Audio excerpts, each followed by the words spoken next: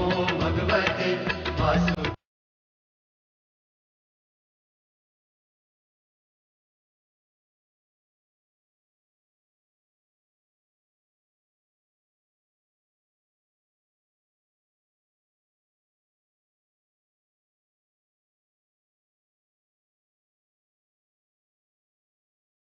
मात यशोदा को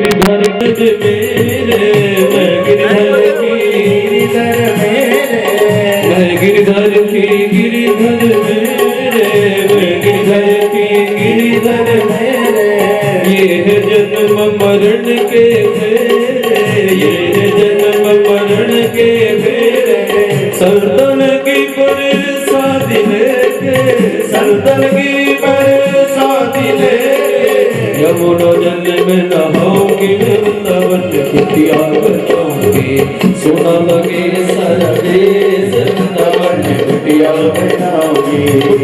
बनाऊंगी मैं छप्पर छवाऊंगी कुटिया बनाऊंगी मैं छप्पर छवाऊंगी कुटिया बनाऊंगी मैं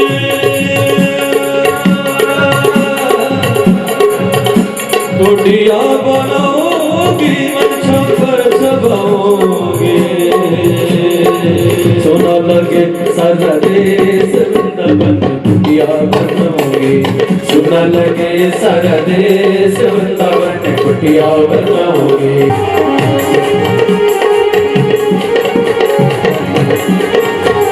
वृंदावन के हरि लाल की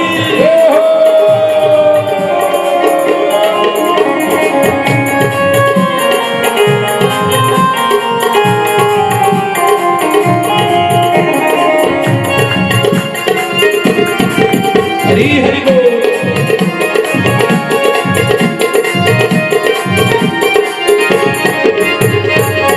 वृंदावन के वृक्ष को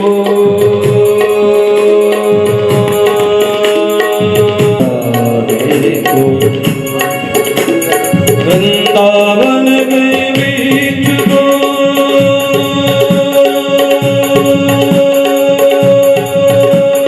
हर मन जाने को डाल डाल और बात बेसी राधे राधे हो डाल डाल और बात बेसी डाल डाल और बात बेसी राधे राधे हो इसलिए सोना लगे सरदेश वृंदावन कुटिया बनाओगे सोना लगे सरदेश वृंदावन कुटिया बनाओगी कुटिया बनाऊंगी मैं छप्पर छवाऊंगी कुटिया बनाऊंगी मैं छप्पर छवाऊंगी कुटिया बनाऊंगी मैं छप्पर छवाऊंगी कुटिया बनाऊंगी मैं छप्पर छवाऊंगी अरे जो मन का वेश श्याम दर्पण लगाऊंगी बनाओगे। दर जोगन का वेश श्याम दर अलग जगाओगे। सुना लगे सारा देश वृंदावन कुटिया बनाओगे। सुना लगे सारा देश वृंदावन कुटिया बनाओगे।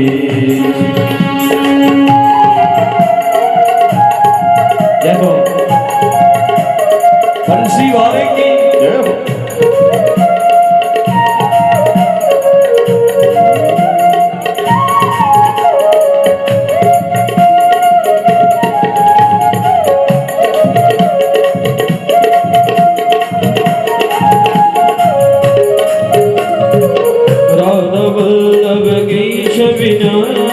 बिहारी बाकी झरोखे में बाके बिहारी।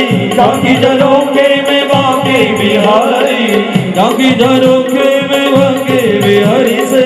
बाकी झरोखे में बाके बिहारी से इस दिन नजर लड़ाऊंगी मैं वृंदावन कुटिया बनाऊंगी। इस दिन नजर वृंदावन कुटिया बनाऊंगी। सुना लगे सरदेश वृंदावन कुटिया बनाओगे। सुना लगे सारा देश वृंदावन कुटिया बनाओगे। से करके यारी बाके बिहारी से करके यारी बाके बिहारी से करके यारी बाबा सारी छोड़ गई मैंने दुनिया सारी। बाके बिहारी करके यारी बाके बिहारी से करके यारी छोड़ दी है दुनिया सारी। छोड़ दी है दुनिया सारी बंसी वटका लेके झोंका। बंसी वटका लेके झोंका लोग दूध चढ़ाऊंगी मैं वृंदावन कुटिया बनाऊंगी। सुना लगे सारा देश वृंदावन कुटिया बनाओगे। सुना लगे सारा देश वृंदावन कुटिया बनाओगे। सुना लगे सारा देश वृंदावन कुटिया बनाओगे। जय हो वृंदावन बिहारी लाल की।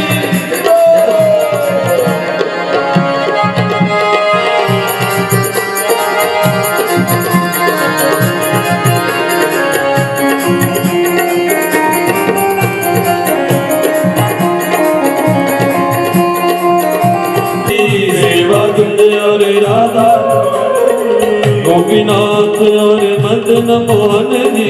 गोपीनाथ और मदन मोहन जी सेवा कुंज और राधा रमण वृंदावन कुटिया बनाओगी। कुटिया बनाओगी मैं छप्पर छवाऊंगी। कुटिया बनाओगी मैं छप्पर छवाऊंगी। दर जोगन का वेश श्याम दर अलग जगाओगे। दर जोगन का वेश वृंदावन कुटिया बनाओगे। सुना लगे सारा देश वृंदावन कुटिया बनाओगे।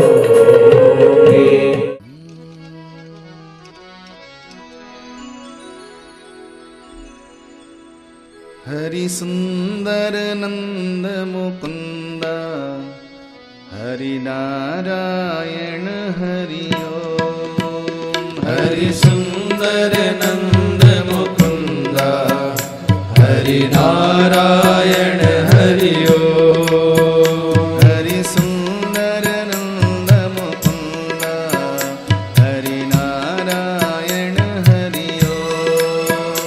हरि सुंदर नंद मुकुंद हरि नारायण हरि ओम। हरि सुंदर नंद मुकुंद हरि नारायण हरि ओम। हरि सुंदर नंद मुकुंद हरि नारायण हरि ओम। हरि केशव हरि गोविंद हरि केशव हरि गोविंद।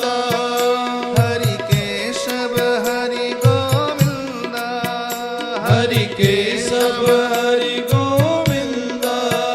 हरि नारायण हरि ओम। हरि सुंदर नंद मुकुंद हरि नारायण हरि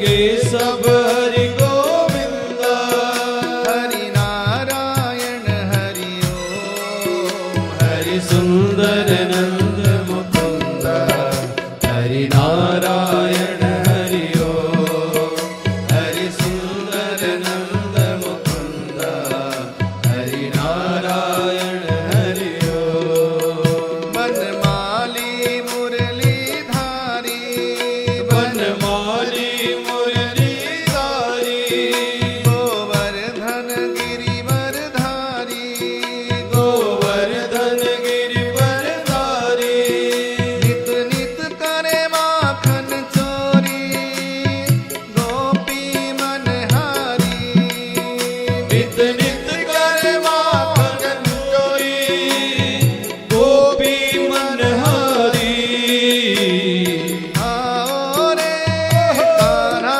रे गोकुल के प्यारे ओ आओ रे कान्हा रे गोकुल के प्यारे आओ रे नाचो रे रास रचाओ रे ओ आओ रे नाचो रे रास रचाओ रे हरि सुंदर नंद मुकुंद हरि नारायण हरि ओम हरि सुंदर नंद मुकुंद हरि नारायण हरि ओम हरि सुंदर नंद मुकुंद हरि नारायण हरि ओम हरि सुंदर नंद मुकुंद हरि नारायण हरि ओम हरि केशव हरि गोविंद हरि केशव हरि गोविंद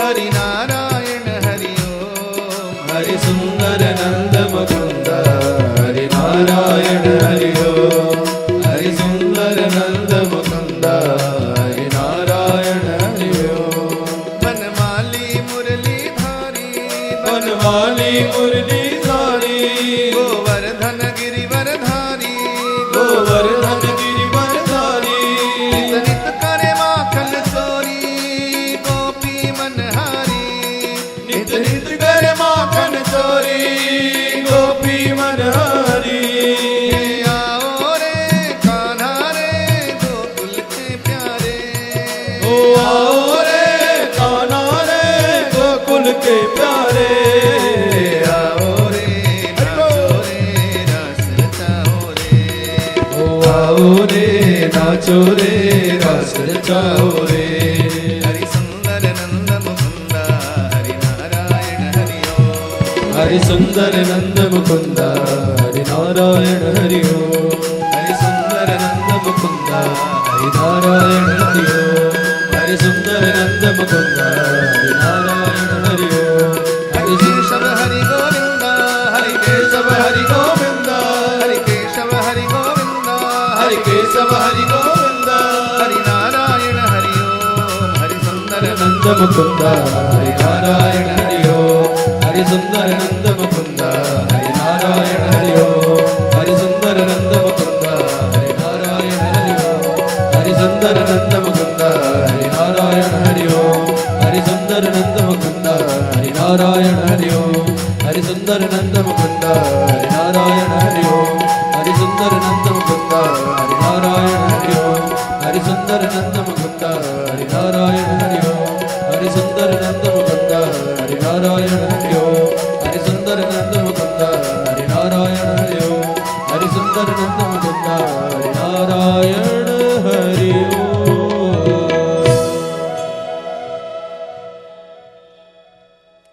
बोलिए भागवत भगवान की जय बोलिए सुखदेव स्वामी जी महाराज की जय बोलिए लक्ष्मी नारायण भगवान की जय बोलिए शंकर भगवान की जय बोलिए हनुमान जी महाराज की जय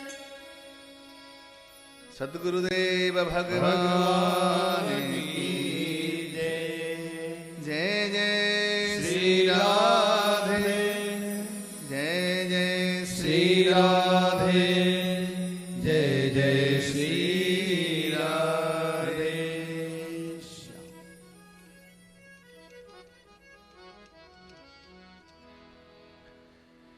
परम मंगलमय श्रीमद्भागवत महापुराण को नमन वंदन करते हुए अखिल ब्रह्मांड नायक परमात्मा श्री कृष्ण भगवान श्री बालकृष्ण लाल प्रभु को वंदन करते हुए श्री लक्ष्मी सहित भगवान नारायण को नमन करते हुए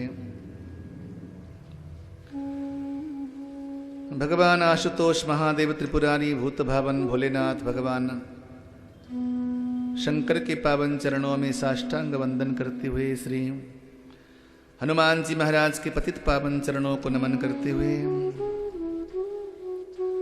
जगदम्बा पराम्बा आदिशक्ति जगत जननी मां दुर्गा के पावन चरणों में नमन करते हुए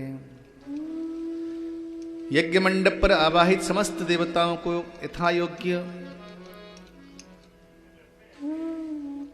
सभी देव मंडली को नमन करते हुए वंदन करते हुए स्थान के देवता को और क्षेत्र के देवता को वंदन करते हुए हनुमान जी महाराज को व्यास गद्दी पर आसन प्रदान करते हुए मंचस्थ विद्वान आचार्य चरण विद्वान ब्राह्मणों के हृदय में निवास करने वाली मां शारदा को नमन और श्री नारदीय संकीर्तन पद्धति के माध्यम से भगवान के अमृतमय नाम संकीर्तन में मेरे सहयोगी सभी संकीर्तनकार बंधुओं के हृदय में निवास करने वाली मां सरस्वती को नमन। ममता वात्सल्यमयी मातृशक्तियां राधा और श्री सीता स्वरूपा मातृशक्तियों के हृदय में निवास करने वाली मां राधा रानी को नमन करते हुए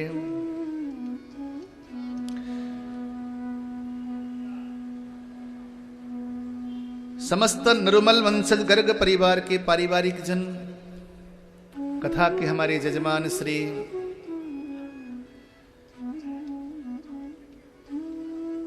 पूनम देवी दयाल जी और श्री उषा अशोक जी की माता श्री श्रीमती मेवा देवी जी जो कि परिवार की प्रत्यक्ष शालिग्राम स्वरूपा है, आराध्या है परिवार की। ऐसी माता जी की उपस्थिति में और जजमान द्वय श्री देवी दयाल जी और अशोक जी सपत्नीक दीपांशु संचित प्रशांत सार्थक एवं समस्त गर्ग परिवार और परिवार की भगिनी श्रीमती सुनीता जी, श्रीमती कविता जी और जामाता द्वय श्री सुभाष जी, श्री अमित जी, द्योत्री एवं द्योत्र श्रेया, तरुण एवं कनन, ये सुंदर परिवार, सुसंस्कारित परिवार और भगवद भावनिष्ठ परिवार की श्रद्धा विश्वास प्रेम करुणा और भगवत प्रेम को नमन करते हुए और जजमान परिवार के पारिवारिक बंधु बांधव मित्र कुटुंबीजन आप सभी की संयुक्त निष्ठा और आप सभी के दिल में विराजमान परमात्मा श्री नारायण को नमन करते हुए श्रीमद् भागवत सप्ताह ज्ञान यज्ञ के इस पुनीत यज्ञ प्रसंग में आज तृतीय दिवस की सभा में मैं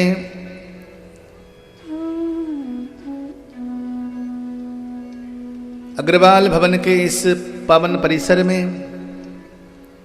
आप सभी जनों का हार्दिक अभिनंदन, हार्दिक स्वागत करता हूं। सभी एक स्वर में बोलेंगे जय श्री कृष्ण, जय श्री कृष्णा, जय श्री राधे, जय श्री राधे। आइए अपने मन को एकाग्र करें और कथा में मन लगाते हुए जीवन के अमूल्य समय को भगवान के चरणों में अर्पित करें। कल हमने सृष्टि विस्तार प्रसंग में प्रवेश किया था। भागवत जी के आधार पर यह कथा जो श्रवण करता है भागवत जी का वचन है कि कभी उसके वंश में वंशहीन नहीं होता, क्योंकि ये कथा जो है सृष्टि और सृष्टि विस्तार का प्रसंग है। हमारे पूर्वज, हमारे जो पुरखे हैं, कहां से हमारी परंपरा चली, वो सारी परंपराएं श्रवणीय हैं। इतने बड़े महानुभव जनों का नाम सुनने मात्र से भी जीवन पावन होता है। हमारे पूर्वज बड़े तपस्वी ऋषि रहे। कल हमने थोड़ा सा संकेत किया था संध्याकालीन प्रसंग में, मनु जी महाराज के घर में 5 संतानों का जन्म हुआ और सृष्टि में पहले बेटियां आई, बेटा तो बाद में आया। जरा अनुपात देखना कितना सुंदर अनुपात है। सृष्टि के आदि में पहले 3 बेटियां हुई और 2 बेटे हुए, यानी कि भगवान ने पहले से संकेत कर दिया है कि सृष्टि में बेटियों की आवश्यकता ज्यादा है। बेटों की आवश्यकता भी है, लेकिन बेटियों से सृष्टि की सुंदरता ज्यादा है। कन्याओं की सुरक्षा होनी चाहिए, कन्याओं की रक्षा होनी चाहिए। महिला सुरक्षा और महिला सशक्तिकरण होना चाहिए। मनु जी महाराज के घर में 3 कन्याएं जो हुई, उनका विवाह प्रसंग भी सुनाएंगे। मैंने कल मनु जी महाराज के जो छोटे पुत्र थे उत्तानपाद, उनके प्रिय पुत्र से ध्रुव जी की कथा मैंने कल सुनाई। ध्रुव यानी कि अडिग, ध्रुव यानी कि दृढ़ता, ध्रुव यानी कि विश्वास। सुनीति के पुत्र का नाम ध्रुव था और सुरुचि के पुत्र का नाम उत्तम था। नीति कैसी हो? बोले नीति अटल हो।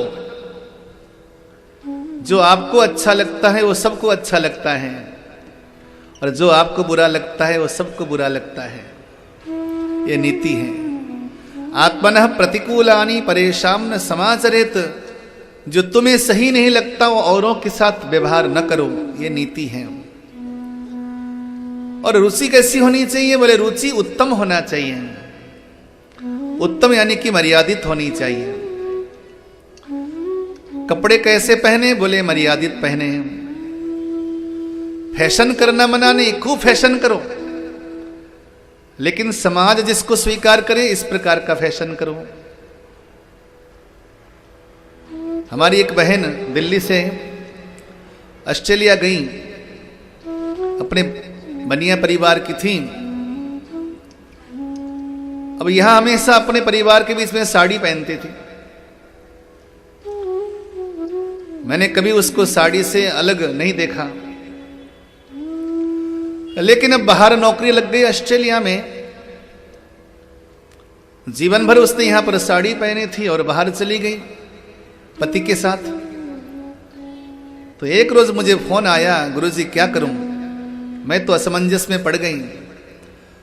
यहां साड़ी चलती नहीं और मैंने जीवन भर साड़ी पहनी है, क्या करूं मैं? मैंने कहा फैशन होना चाहिए, लेकिन मर्यादा में होना चाहिए।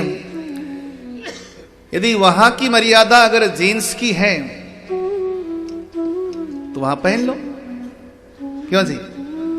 क्योंकि ये वहां की मर्यादा है। जो समाज जैसी मर्यादा स्वीकार करे, हमें उस समाज के अनुसार चलना चाहिए।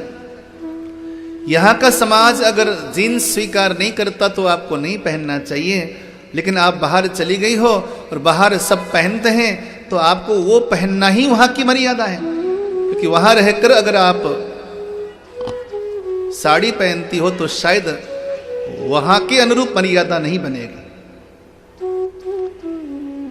और मैंने उससे ये भी कहा, लेकिन वापस जब हिंदुस्तान आना तो सूटकेस में एक साड़ी लेके आना, ताकि जैसे ही एयरपोर्ट में उतरो तो कम से कम चेंज करके आओ, क्योंकि तुम्हारा यहां का परिवार तुम्हें उस रूप में देखना चाहता है। मर्यादा कैसी? बोले समसामयिक होना चाहिए। रुचि कैसी? मर्यादा पूर्ण होनी चाहिए। भोजन करिए लेकिन मर्यादा पूर्ण करिए। अभी देखिए ना चाइना में क्या हो रहा है, कोरोना पूरी चाइना को चपेट में लेने जा रहा है महाराज। इन्होंने भोजन की कोई मर्यादा रखी ही नहीं, जो मिला उसी को खा गए। मैं कहता हूं कि दैत्य राक्षस तो बहुत पीछे छूट गए इनसे। ये जो मर्यादा रहित भोजन का परिणाम था कि आज पूरी चाइना में ये दुर्गति हो रही है। आज मैंने एक सूचना पढ़ी, जापान के बहुत बड़े वैज्ञानिक ने, जो कि खाद्य विभाग का बहुत बड़ा रिसर्च करने वाला व्यक्ति है, उसने बोला है कि आने वाले समय में जो भोजन के द्वारा उत्पन्न होने वाली बीमारी है इतनी फैलने वाली है। उसने सजग कर रखा है पूरी जापान के लिए कि जितने भी ये जो मांस भक्षण करने की आदत है तुम्हारी, ये बंद कर दो, नहीं तो कोई बहुत बड़ी बीमारी फैलने वाली है, क्योंकि तुमने भोजन की मर्यादा नहीं रखी। भगवान ने हमें और हमारे पेट को और हमारे दांतों को मांस भक्षण करने के अनुसार निर्माण नहीं किया है।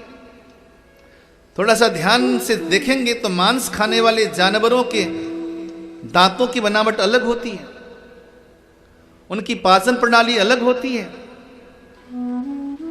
मनुष्यों को मांस भक्षण करने के लिए भगवान ने नहीं बनाया है।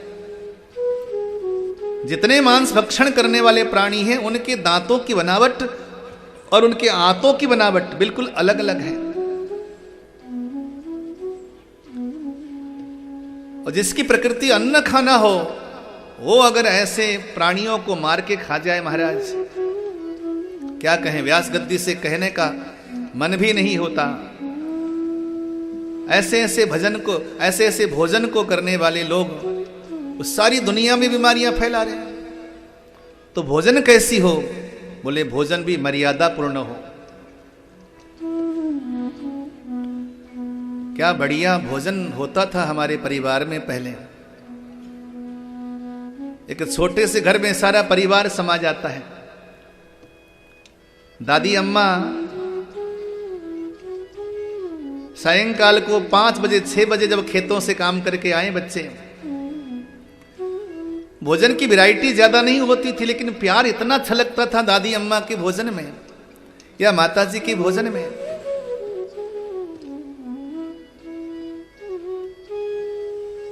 बाजरे की टिक्कड़, गेहूं के चोकर युक्त आटे की टिक्कड़, ये बड़ा स्वादिष्ट होता है और सुपाच्य भी होता है।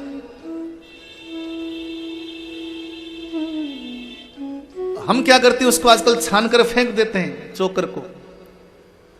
हमारे गुरुदेव को 40 साल तक शुगर रहा, 40 साल तक, और उन्होंने केवल चोकर की रोटी खाई। और 105 वर्ष के होकर गए। शुगर कोई बीमारी नहीं, लेकिन अगर आप मर्यादा रहित भोजन करो तो ये बहुत खतरनाक बीमारी है। मर्यादा युक्त भोजन करो तो किसी को शुगर तंग नहीं कर सकता। कंट्रोल करो अपने ऊपर। 105 वर्ष के होकर गए और हट्टे कट्टे थे, कोई कह नहीं सकता था उनको शुगर है। दादी अम्मा टिक्कड़ बनाती और भोजन में आइटम कितना, प्याज की चटनी, पुदीने की चटनी, और मजे से पूरा परिवार एक साथ बैठकर भोजन करता, बड़े प्रेम से एक साथ रहता, और ऊपर से एक गिलास छाछ पी लेता, आराम से सो जाता, कोई बीमारी नहीं। विगत 40 साल में हमारे देश के आयु का अनुपात घट गया है। जापान का व्यक्ति चाय नहीं पीता और हिंदुस्तान का व्यक्ति हर बार चाय पीता है। ये चाय अंग्रेज हमें जहर देकर गए। मेरे बंधुओं, खत्म कर दो इसको, चाय बंद कर दो। जितना जल्दी आप चाय समाप्त करोगे आप स्वस्थ हो जाओगे। चाय बिल्कुल टच मत करो, खास करके वो चाय जिसमें दूध डालकर पीते हो। बहुत पीने का मन हो, हमें देवी दयाल जी ने पिलाया बहुत बढ़िया चाय 2-3 बार, वो कितना ही पी लो वो नुकसान करने वाला नहीं लगता, बड़ा हेल्दी चाय है। और क्योंकि मैं तो आसाम का हूं तो वहां पर ऐसी चाय मिल जाती है, पीना हो तो ऐसी चाय पियो जो कि आपको स्वस्थ रखे। दूध डालकर चाय पीना बंद कर दो, यानी कि भोजन मर्यादा में रखो। अधिक रात्रि तक भोजन न करो, जल्दी भोजन करो। भोजन करते ही सो जाते हैं। आजकल डॉक्टर कहते हैं कि मनुष्यों का भोजन पच नहीं रहा। थोड़ा देखो जरा, जापान के लोगों को देखो आप, कभी किसी को बाहर पेट निकला हुआ नहीं पाओगे, किसी को नहीं। अब तो अमेरिकन लोग भी सजग हो गए, वो भी संध्या को जल्दी भोजन करने लग गए। संध्या को जल्दी भोजन करो, कथा के बाद, क्यों कथा में तो भोजन करके जाना थोड़ा लेट हो जाता है। कथा के बाद ये नियम बनाओ, यथासंभव रात्रि को 7 बजे से पहले, 8 बजे से पहले भोजन करो।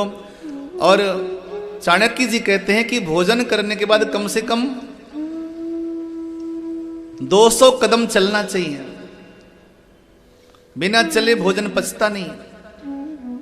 तो भोजन भी मर्यादा में करो। यानी कि नीति कैसी हो, बोले नीति ध्रुव हो। रुचि कैसी हो, रुचि उत्तम हो। रुचि उत्तम रखो। तो कल हमने ध्रुव जी की कथा सुनी।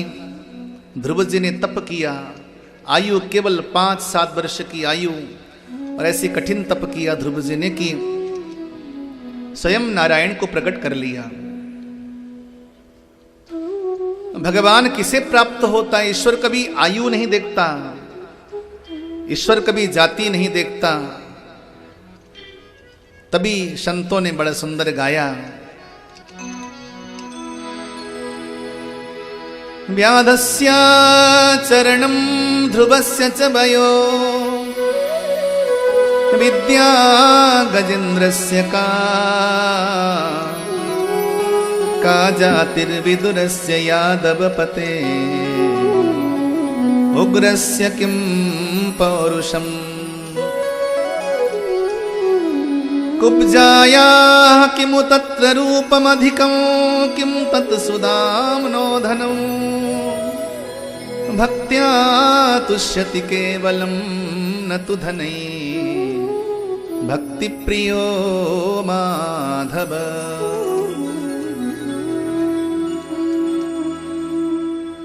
अगर तुम कहते हो कि शुद्ध आचरण वालों को भगवान मिल जाता है, तो व्याध ने कौन सा शुद्ध आचरण किया था? भगवान ने तो उसके घर जाकर भोजन किया। और तुम कहते हो कि लंबी बड़ी उम्र वालों समझदार लोगों को भगवान मिलता है, तो बताओ ध्रुव की आयु तो केवल 5 वर्ष की थी, भगवान स्वयं प्रकट हो गए ध्रुव के आगे। और तुम कहते हो कि उत्तम विद्या वाले से भगवान रीझता है, बताओ गजराज की क्या कौन सी विद्या थी? वो तो पशु था जाति का, भगवान उसे बचाने के लिए वैकुंठ से नंगे पांव आ गए। और तुम कहते हो कि श्रेष्ठ जाति वालों से भगवान रीझता है, तो बताओ कि विदुर की कौन सी जाति थी? वो तो दासी पुत्र थे, उनके घर में जाकर भगवान ने भाजी खाई। और तुम कहते हो कि पहलवानों को या पराक्रमियों को भगवान प्राप्त हो जाता है। अरे भाइयों, उग्रसेन के पास कौन सा पराक्रम था? भगवान ने उन्हें मथुरा का राजा बना दिया प्रसन्न होकर। इसलिए यह सत्य प्रतीत होता है कि भगवान केवल भक्ति से प्रसन्न हो जाते हैं। भक्ति प्रेम से ही भगवान को रिझाया जा सकता है और भगवान की कृपा प्राप्त की जा सकती है। सृष्टि का प्रसंग ध्यान से सुनिएगा। ब्रह्मा जी ने सृष्टि आरंभ किया, हम सुनते 84 लाख योनियां। तो कौन कौन सी योनियां हैं? बोले जल में उत्पन्न होने वाले प्राणियों की संख्या 9 लाख है। जलजानवलक्ष्याणि स्थावरा लक्षविंशति। 20 लाख प्राणी स्थावर यानी कि ये जो पेड़ पौधे हैं ये 20 लाख। 9 लाख प्राणी जल में पैदा होने वाले और 20 लाख पेड़ पौधे और 11 लाख कीट और सरीसृप विधाता की सृष्टि में और 10 लाख नवचर यानी कि आकाश में उड़ने वाले प्राणियों की संख्या 10 लाख है। 10 लाख प्रकार के, मैं यह प्रकार कह रहा हूं। आकाश में उड़ने वाले पक्षियों के प्रकार 10 लाख हैं। 10 लाख योनियों के पक्षियां और 30 लाख पशु हैं यानी कि गाय भैंस आदि मिलाकर ये 30 लाख प्रकार के पशु। आपको सुनकर मजा आ जाएगा। मनुष्यों के प्रकार 4 लाख हैं। बोलो जय श्री कृष्ण। मनुष्य के प्रकार 4 लाख प्रकार के मनुष्य बनाया है ब्रह्मा जी ने। 4 लाख विचार कर सकते हैं। लोग कहते हैं कि सभी मनुष्य एक जैसे होते हैं। कहां होते हैं? क्या जैसा हरियाणा का होता है वैसा क्या राजस्थान का होता है?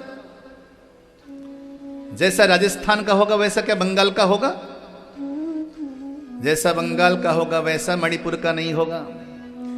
जैसा मणिपुर का होगा वैसा नेपाल का नहीं होगा और जैसा नेपाल का होगा वैसा तिब्बत का नहीं होगा और जैसा तिब्बती होगा वैसा चाइना का नहीं होगा और जैसा चाइना का होगा वैसा जापान का नहीं होगा। और सुनो, कभी घूम फिर कर साउथ अफ्रीका मत चले जाना, वहां बिल्कुल अलग प्रकार के लोग रहते हैं। और अमेरिकन देखो बिल्कुल अलग है। यानी कि परमात्मा ने जब मनुष्यों को बनाया तो मनुष्यों की कैटेगरी हुई 4 लाख। एक संत कहा करते हैं सारे मनुष्य जो हैं भगवान की बेलन की रोटियां हैं। किसी को भगवान ने बढ़िया बेल दिया लेकिन सही प्रकार से सिकाई नहीं हुई, उनको अमेरिकन कहते हैं। कच्चे कच्चे से लगते हैं दिखने में। और जिनको भगवान ने बिलाई तो बढ़िया प्रकार से कर दी लेकिन सिकाई ज्यादा ही कर दी, उनको साउथ अफ्रीकन कहते हैं। और जिनको भगवान ने ज्यादा ही मोटा बेल दिया और सिकाई भी थोड़ी सी ज्यादा कम करी, कच्चा ही रख दिया, वो चले गए चाइना और जापान में। लेकिन जिनको भगवान ने बढ़िया प्रकार से बिलाई की और बढ़िया प्रकार से सिकाई करी, उनको हम हिंदुस्तानी कहते हैं। बोलो जय श्री कृष्ण। जय श्री कृष्ण। क्योंकि भगवान ने हमें बड़ी तबीयत से बनाया है। और सुनो, भगवान जब भी अवतार लेकर आता है वो भारत में ही आता है, भारतवर्ष की परिधि में ही आता है। आपको शायद नहीं मालूम, ईसा मसीह जिसके बारे में हम कहते हैं कि ईश्वर का बेटा, क्रिश्चियन लोग कहते हैं कि वो मरियम नाम की माता का पुत्र है और ईश्वर का बेटा है। शायद आपको नहीं मालूम होगा, उसकी माता ने कई वर्षों तक तप करके उसका जन्म भी जो है भारतीय प्रांत, भारतीय महाद्वीप के अंतर्गत ही हुआ। ईसा मसीह का जन्म भी, कभी आपको जानकारी लेना चाहें तो भविष्य पुराण में आप पढ़ सकते हैं। और ईसा मसीह ने लगभग 27 साल तक भारत के हिमालय में तप किया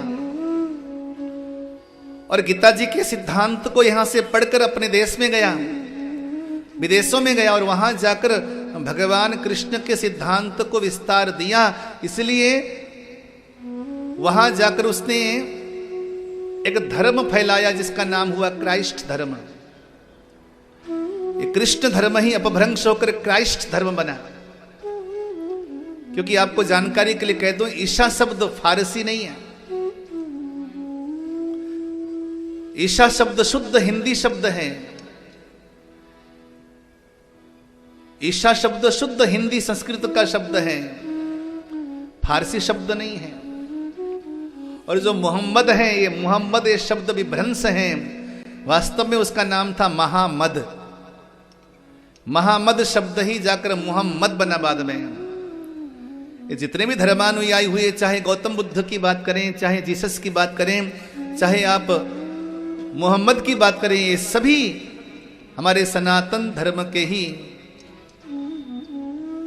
सिद्धांत के अनुसार चलने वाले थे। लेकिन लोगों ने उनका नाम लेकर दुकानदारी करी। आज देखो ना, हमारे सरदार भाई तो हिंदू ही थे। सरदार हिंदू, सरदार बने क्यों थे? सबको मालूम है इतिहास। हिंदू की रक्षा के लिए सरदार, हमारे हिंदू ही सरदार बने थे, सिख बने थे, गुरुमुखी बने थे। पगड़ी बांधी, कंघा रखा, केश बढ़ाया, ये पंच ककार कृपाण रखा, कच्छा कंघा कृपाण केश, ये पंच ककार को स्वीकार किया और सिख बन गए। ये सिख बने क्यों? हिंदू की रक्षा के लिए।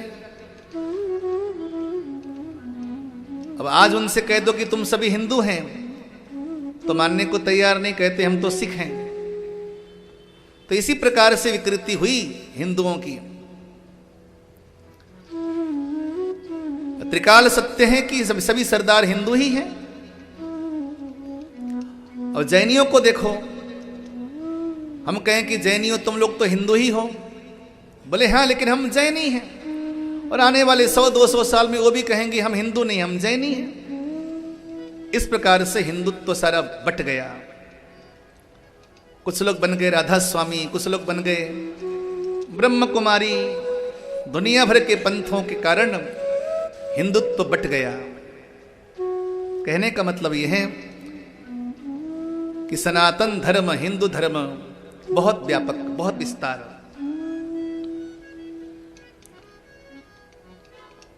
इस प्रकार सृष्टि का क्रम आगे बढ़ा।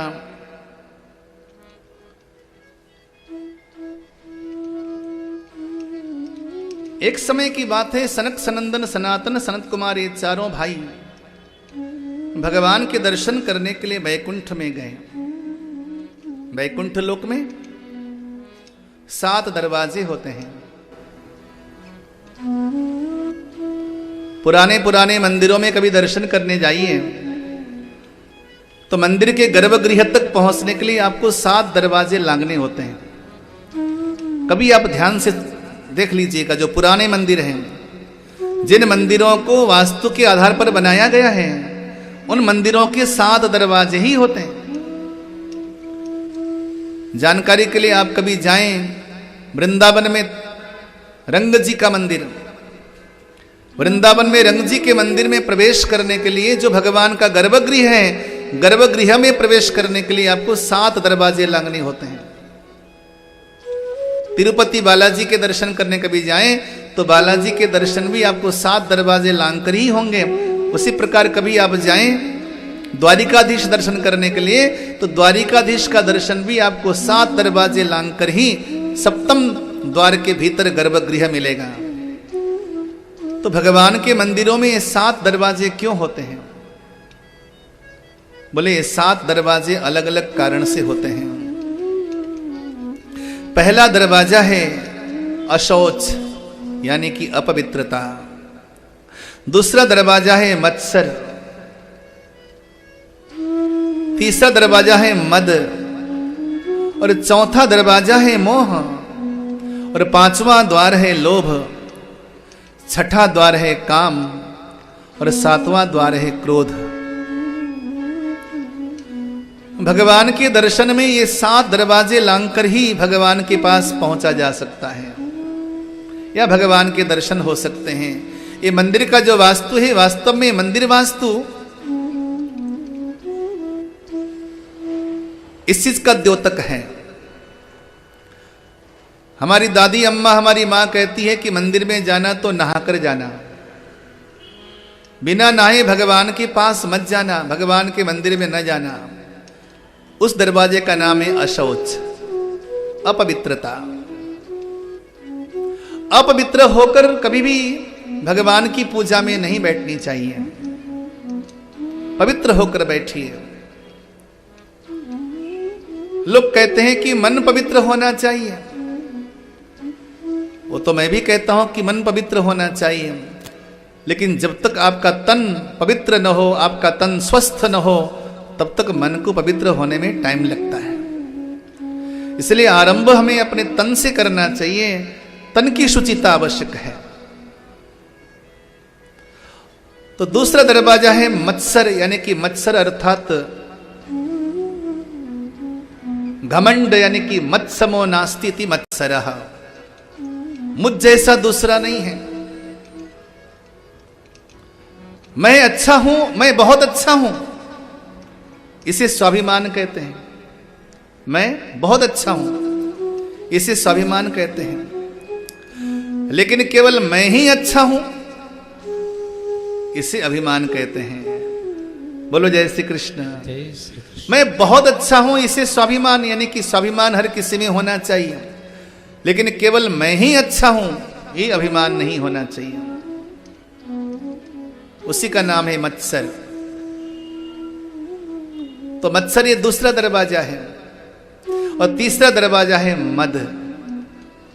मद यानी कि नशा। किसी प्रकार का नशा लेकर भी भगवान के पास जाओगे तो भगवान के दर्शन नहीं होंगे। न तो सुंदरता का नशा हो, न बड़े घर का नशा हो, न धनपति होने का नशा हो, न विद्वान या ज्ञानी होने का नशा हो। भगवान के पास तो केवल भगवान का बनकर जाओगे तो भगवान दर्शन देंगे। यानी कि ये मद यानी कि नशा, ये नशा लेकर भी नहीं जाना, नहीं तो भगवान के दर्शन नहीं होंगे। ये तीसरा दरवाजा हुआ। चौथा दरवाजा है मोह।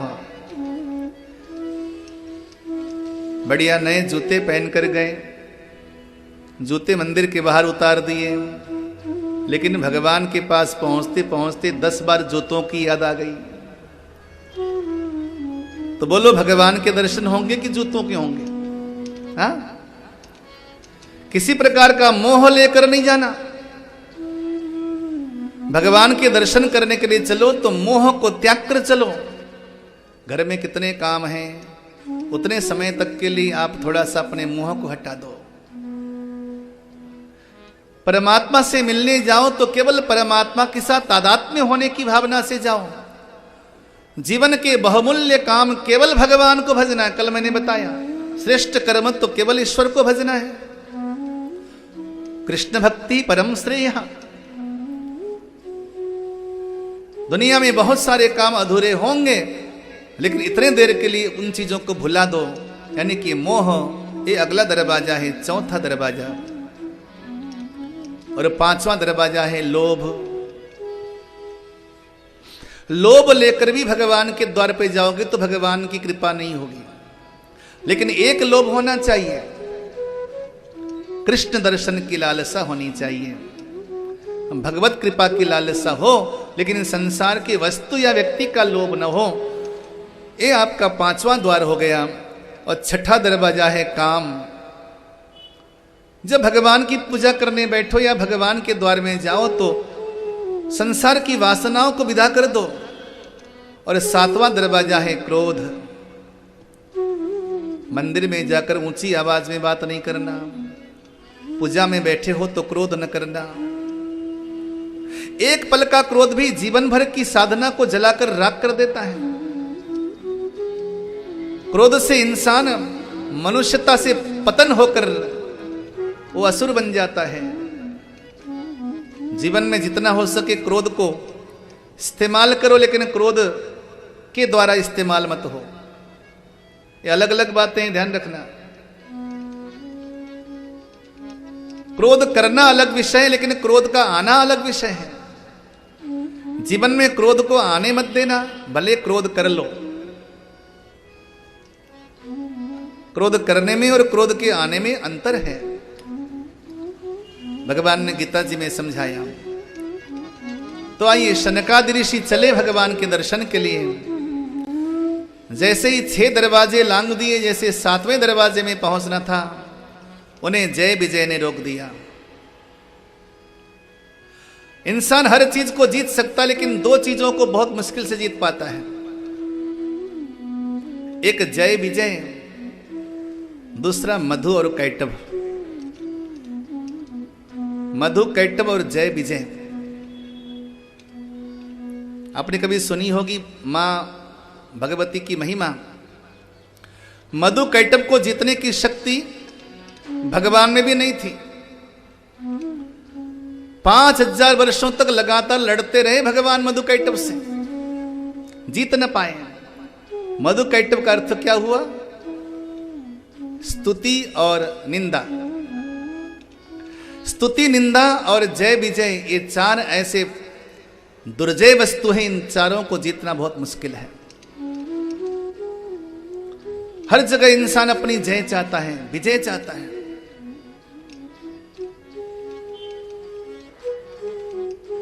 आदमी अपनी कमियां नहीं सुनना चाहता। हमारे पूज्यपाद गुरुदेव सुनाया करते थे, एक व्यक्ति बड़ा उच्च स्तर का कारीगर था। ऐसा कारीगर की ऐसी मूर्ति बनाता महाराज, वो मिट्टी की मूर्ति में इंसानी जान डाल देता। बस केवल वो मूर्ति चल नहीं पाती, बस दूर से देखने वालों को लगता कि इंसान ही खड़ा है। ऐसा कारीगर था।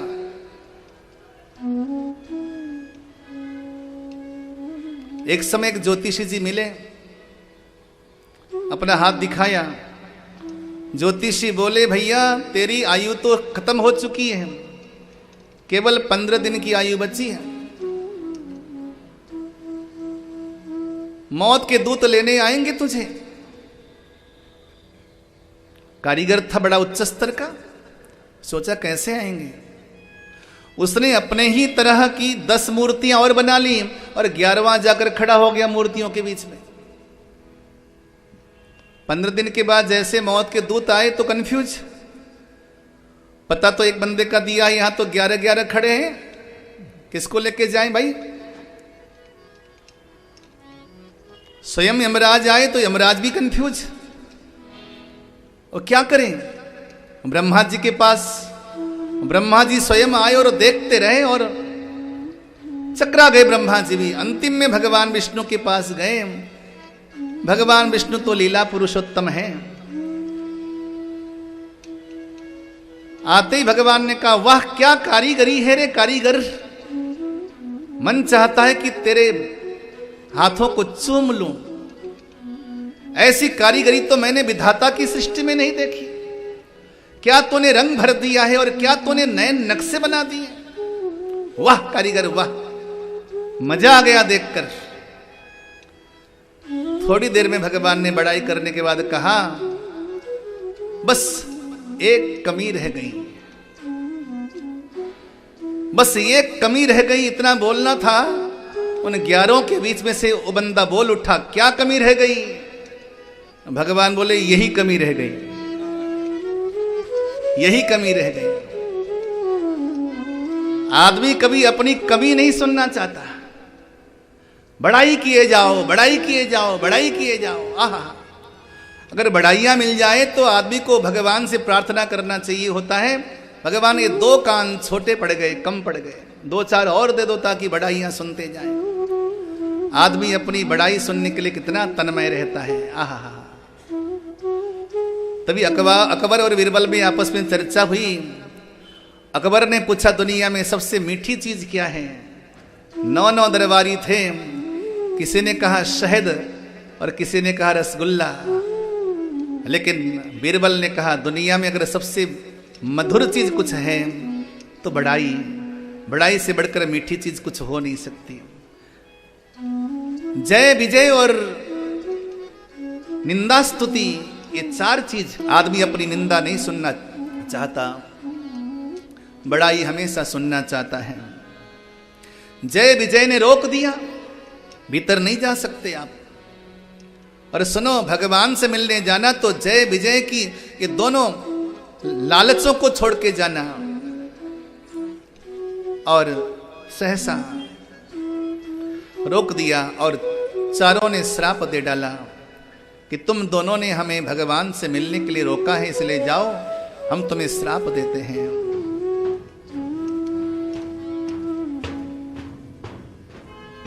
और भगवान बाहर निकल आए, दोनों को श्राप दिया कि 3 जन्मों के लिए राक्षस बन जाओ। भगवान ने बाहर आकर सनकादि ऋषियों को दर्शन दिया।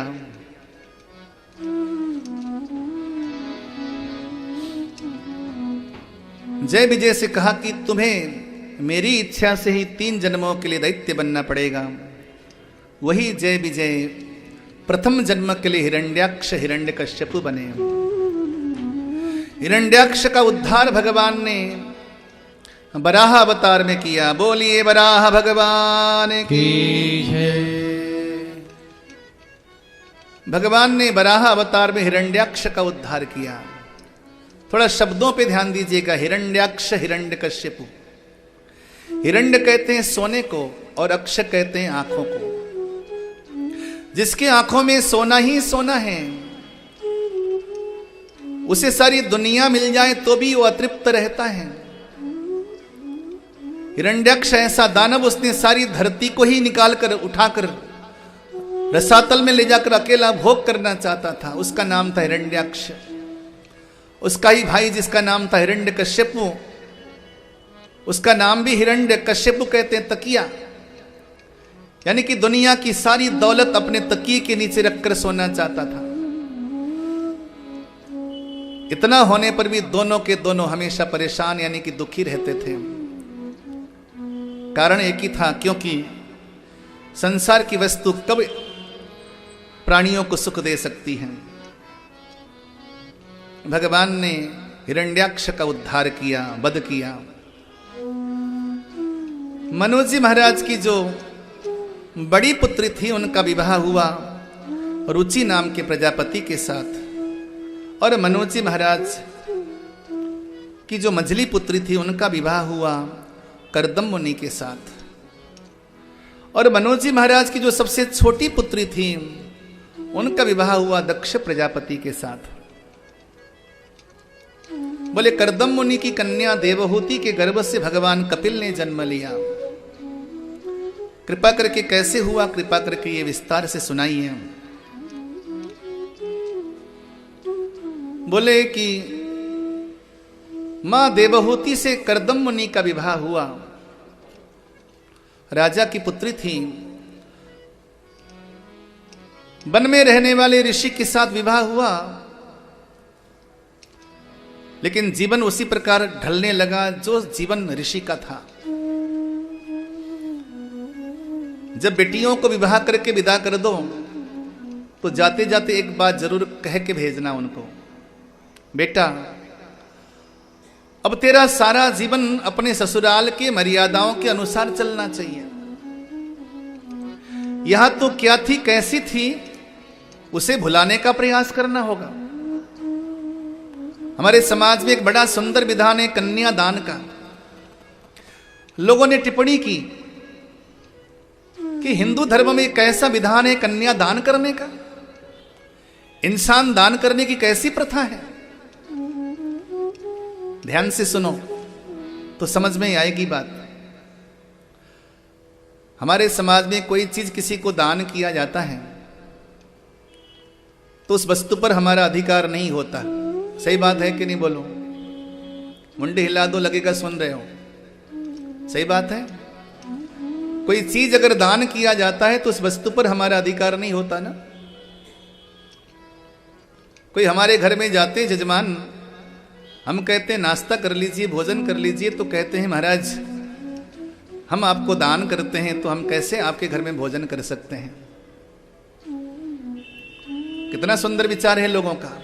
यानी कि हम जिसको दान करते हैं, हम जिसे देते हैं, उस पर हमारा पुनः अधिकार नहीं होना चाहिए। मानते हैं आप लोग? मानते हैं? जरा मेरे एक प्रश्न का उत्तर दीजिए थोड़ा चिंतन करके। आज मैक्सिमम जो घर बर्बाद हो रहे हैं, मैक्सिमम जो घर टूट रहे हैं, उसके पीछे क्या कारण है? कभी किसी ने चिंतन किया? मैंने किया है। मैं मैक्सिमम की बात कर रहा हूं, सभी की बात नहीं कर रहा। मैंने उस पर बड़ा गहरा रिसर्च किया है। उसके पीछे एक कारण है कि कन्या दान करने के बाद भी कन्या के परिवार के साथ हमारा जो अटैचमेंट है, जो हमारा गहरा जो ताल्लुक है, रोज उसके जीवन में, उसके दैनिक दिनचर्या में जो दखलंदाजी करने का जो हमारा स्वभाव है, वो स्वभाव ही अपनी बिटिया के घर को खराब करने का स्वभाव है। रोज सुबह अगर आप 8 बजे फोन करके पूछोगे, दिन में 100 बार पूछोगे फोन करके, तो बिटिया कैसे भुला पाएगी अपने मैके के प्यार को? जरा बताओ, बताओ जरा। आपने बिटिया को दिया है, कन्यादान करके दिया है, तो ये मजबूती के साथ उसे सिखा के भेजिए। बेटा उस घर के जो तौर तरीके हैं उसी को सीखना है। आज तक तू जो सीख कर गई उसे यहीं पर भुला दे। वहां जाकर जो सीखना है वही तेरे लिए काम आएगा भविष्य के लिए। रोज सुबह फोन करो, उसे तंग करो, क्या खाना बनाया? अरे और तो छोड़िए, कौन से कपड़े पहन रखे तो नहीं आज? अब तो मुसीबत और ये हो गई, आजकल जो वीडियो कॉल होने लगा ना, वीडियो कॉलिंग। तूने खाना नहीं खाया क्या आज? अरे रहने दे उसको, उसकी दुनिया में मस्त रहने दे उसको, क्यों छेड़ रही हो? मत छेड़ो अपनी बिटिया को। कन्यादान करने का कारण यही है हमारे समाज में, ताकि हम उसे छेड़े नहीं, हमारा अधिकार उस पर से समाप्त हो जाए। और कौन कहता है कि बेटियां दुखी हो सकती हैं? ये बेटियां दुखी हो सकती है? अरे भैया क्या कहें आपको। गुरुजी अपने शिष्यों से भगवान की सृष्टि का प्रसंग सुना रहे थे। बच्चों, भगवान ने पहले सूरज बनाया। शिष्यों ने कहा फिर भगवान ने क्या किया? बोले थोड़ा आराम किया। फिर भगवान ने धरती बनाई। फिर भगवान ने क्या किया? गुरुजी बोले थोड़ा आराम किया। फिर भगवान ने ये सारे पेड़ पौधे वनस्पतियां बनाई। फिर क्या किया? बोले भगवान ने आराम किया। उसके बाद फिर भगवान ने पुरुषों को बनाया। बोले फिर क्या भगवान ने किया? बोले भगवान ने आराम किया। फिर उसके बाद भगवान ने स्त्रियों को बनाया। गुरुजी मौन हो गए। चेलों ने कहा गुरुजी भगवान ने आराम किया होगा ना? तो गुरुजी सिसकियां लेते हुए बोले बच्चों नहीं, उसके बाद न तो भगवान को आराम मिला न इंसान को आराम मिला, क्योंकि इनके आने के बाद तो आराम किसी को मिला ही नहीं। और फिर भी हम कहते हैं कि जो है ये दुख पाएंगी। कैसे दुख पाएंगी? ये अगर चाहे तो सारे संसार को ऐसे नचा सकती है। आप इनको इनकी शक्ति याद दिलाइए। ये शक्ति स्वरूपा हैं, ये दुर्गा भी हैं, लक्ष्मी भी हैं और ये महाकाली भी हैं। कैसे दुख पाएंगे? हमारे यहां अगर बचपन से अपनी कन्याओं को उनके साहस, शौर्य, पराक्रम और धैर्य की शिक्षा दें तो दुनिया में किसी कोने में जाकर दुखी नहीं हो सकती। और ये इनमें ही सामर्थ्य है कि दूसरे घर में जाकर उसे भी अपना घर बना लें। ये कला उन्हीं के पास है और किसी के पास, पुरुष के पास नहीं है। आज मनोज जी महाराज की बेटियां आई हैं, राजा की राजकुमारी थी, वन में रह रही हैं। क्या परम मंगलमय जीवन है। वनवासी पति की सेवा कर रही हैं। 100 वर्ष हो गए। करदम मुनि आज तप में चले गए, भगवान का भजन करने में मग्न हो गए और माँ देवहूति बड़े भाव के साथ सेवा कर रही हैं। पति को ही अपना परमात्मा कृष्ण मानकर उनकी सेवा कर रही हैं।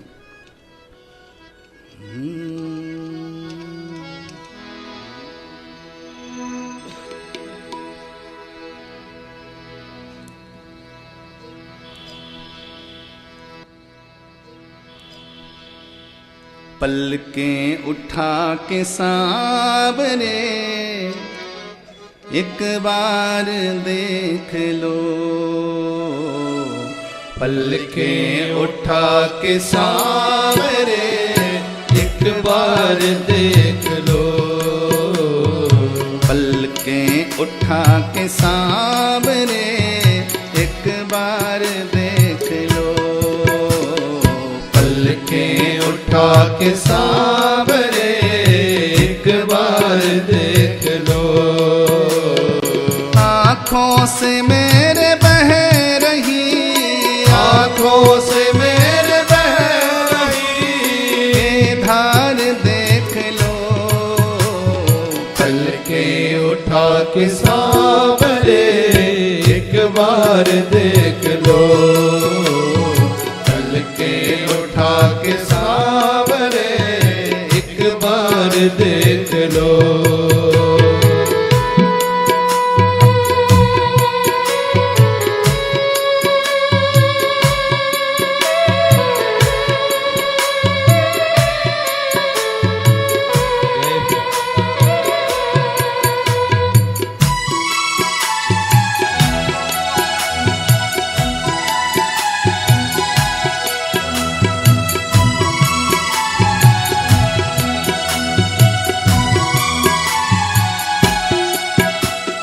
दाता तेरे जहान की रफ्तार है बड़ी, दाता तेरे जहान की रफ्तार है बड़ी।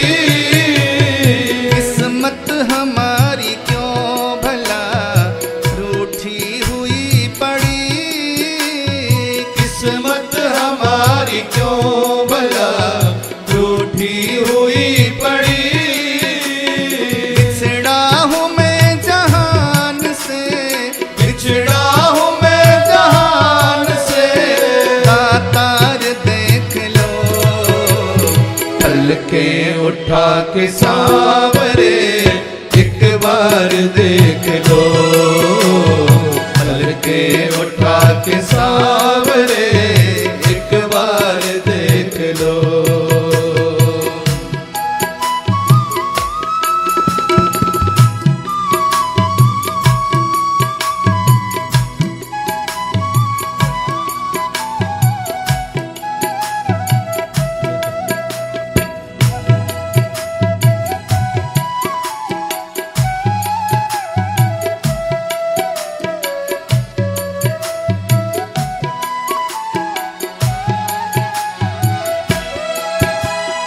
बदला है तूने जीत में कितनों की हार को, बदला है तूने जीत में कितनों की हार को। बदला है तूने जीत में कितनों की हार को। वो बदला है तूने जीत में कितनों की हार को। कश्ती हमारी फिर बता कैसे न पार हो, कश्ती हमारी फिर बता कैसे न पार हो। थामा है तूने दास को, थामा है तूने दास को, थामा है तूने दास को, थामा है तूने दास को। हर बार देख लो। पलके उठा के सांवरे एक बार देख लो। पलके उठा के सांवरे एक बार देख लो।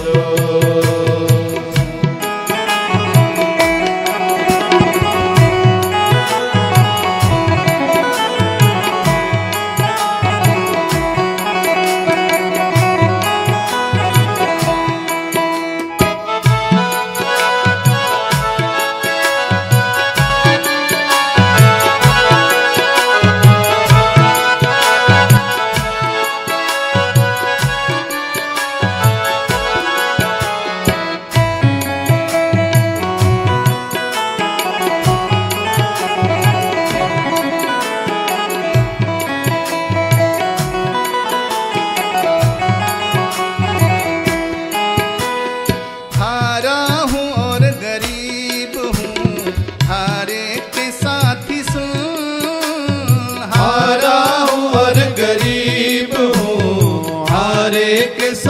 सुन, हारा हूँ और गरीब हूँ, हर एक साथी सुन।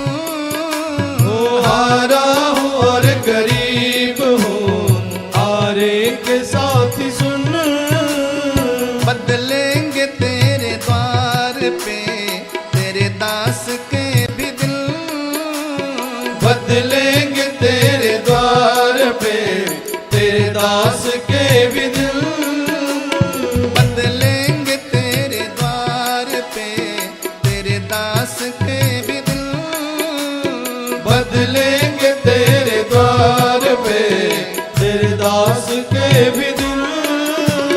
सन्मुख खड़ा हूँ आपके, ओ सन्मुख खड़ा हूँ आपके, सन्मुख खड़ा हूँ आपके, सन्मुख खड़ा हूँ आपके। सरकार देख ले हो पलके उठा के साबरे एक बार देख लो, पलके उठा के साबरे एक बार देख लो। आँखों से मेरे बह रही, आंखों से मेरे बह रही, आँखों से मेरे बह रही, आंखों से मेरे बह रही।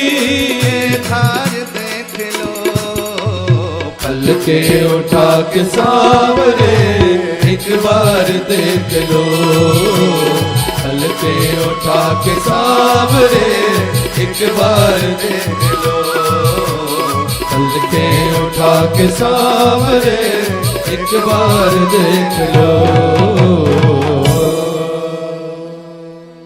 जय जय श्री राम। आज अत्यंत खुशी का अवसर है जब किसी यज्ञ में ऐसे गणमान्य पुण्यवान व्यक्तित्व का पदार्पण होता है तो यज्ञ सभा सफल हो जाती है। आज हमारे मध्य में हमारे Shri Sushil Gupta ji, member of parliament Rajya Sabha उपस्थित हैं। एक बार इनका स्वागत करें तालियां बजाते हुए। थोड़ा सा आप आए एक बार।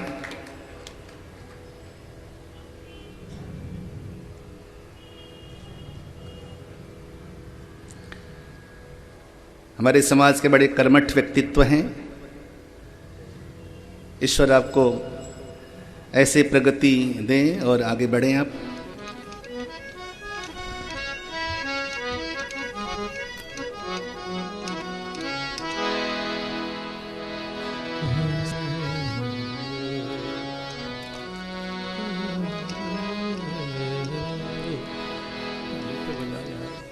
भगवान करदम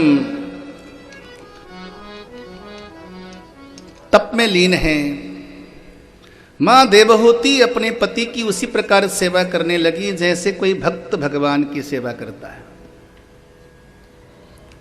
देखो भाई, सेवा करने वाला हमेशा बड़ा होता है और सेवा करने वाला कभी अपने आप को छोटा न समझे, क्योंकि सेवा करने वाला अपने स्वामी की पुंडियों को अपने भीतर खींच के रखता है, खींच के लाता है। जो हमारी माताएं बहनें जो हमारी सेवा करती है ना भाइयों की, आप ये न समझे कि ये केवल सेविकाएं हैं। ये भीतर भीतर से आपकी साधना को, आपके पुण्य को खाली कर रही हैं। बोलो जय श्री कृष्ण। एक बार दोनों बाजू उठा के बोलो जरा, जय श्री राधे। जय श्री राधे। ध्यान से सुनो थोड़ा सा, बड़ी काम की बात है। हम सेवा करवा के राजी हैं, सेवा करके राजी नहीं। सेवा करने वाला हो, लेकिन आपको नहीं मालूम वो सेवा करने वाला आपके भीतर की कमाई को, आपके भीतर के खजाने को खाली कर रहा है। मां देवहूति ने 100 वर्षों तक अपने पति की सेवा की और 100 वर्षों के बाद जैसे ही समाधि टूटी भगवान करदम की, सामने झाड़ू बुहारी करती हुई महिला बुढ़िया सी पूछा, तुम कौन हो? तो देवहूति मां ने कहा कि मैं आपकी धर्मपत्नी, 100 वर्ष पहले मेरा विवाह आपके साथ हुआ था। ओहो हो देवी, मुझे माफ कर देना। मैंने शादी करके मैं तुम्हें किसी प्रकार का सुख न दे पाया, कोई सेवा तुम्हारी कर नहीं पाया। देवी लो, आज मैं अपने जीवन भर की जो तपस्या की पूंजी है, जीवन भर की जो तपस साधना की पूंजी है, ये संकल्प करके मैं तुम्हारे कदमों में अर्पण कर देता हूं। हमारी सेवा करने वाली हमारी धर्म पत्नी ये न समझना कि हमारी पत्नी है, हमारी सेवा कर रही है तो ये इसका धर्म सेवा करने का ही है। हाँ, ये सच है कि सेवा करने का धर्म तो है, लेकिन केवल आप उसे सेविका न समझना, वो भीतर भीतर से आपके पुण्यों को भी ले रही है। हमारे घर में सेवा करने वाला नौकर, हम मानते हैं कि वो नौकर है, हम उसे तनख्वाह देते हैं, लेकिन तनख्वाह देने के बावजूद वो हमारे भीतर के पुण्यों को धीरे धीरे खींचता है। सेवा करने वाला हमेशा हमें खाली करता है। जब तक हनुमान जी महाराज राम जी की सेवा के लिए आगे नहीं बढ़े, बताइए रामायण किसी ने पढ़ी आप में से? किष्किंधा कांड तक हनुमान जी का कोई नाम ही नहीं आता। पढ़ लो जरा रामायण, रामचरितमानस। किष्किंधा कांड तक हनुमान जी महाराज का कोई नाम ही नहीं आता, बल्कि हनुमान जी का जन्म तो राम जी के जन्म के साथ साथ ही हुआ था। नवमी को राम जी आए और पूर्णमासी को हनुमान जी आए, केवल 6 दिन के अंतराल में हनुमान जी आए। लेकिन हनुमान जी को दुनिया में कोई जान न पाया तब तक जब तक हनुमान जी सेवा के लिए आगे बढ़े नहीं। और हनुमान जी के पास उतनी ही ताकत थी, जितना बल लंका जलाते समय हनुमान जी के पास था, उतना ही बल हनुमान जी के पास था। लेकिन फिर भी अपने प्रिय मित्र सुग्रीव का कुछ सहयोग न कर पाए और बाली के द्वारा पिटाई खाने पर दर दर भागते रहे हनुमान जी भी।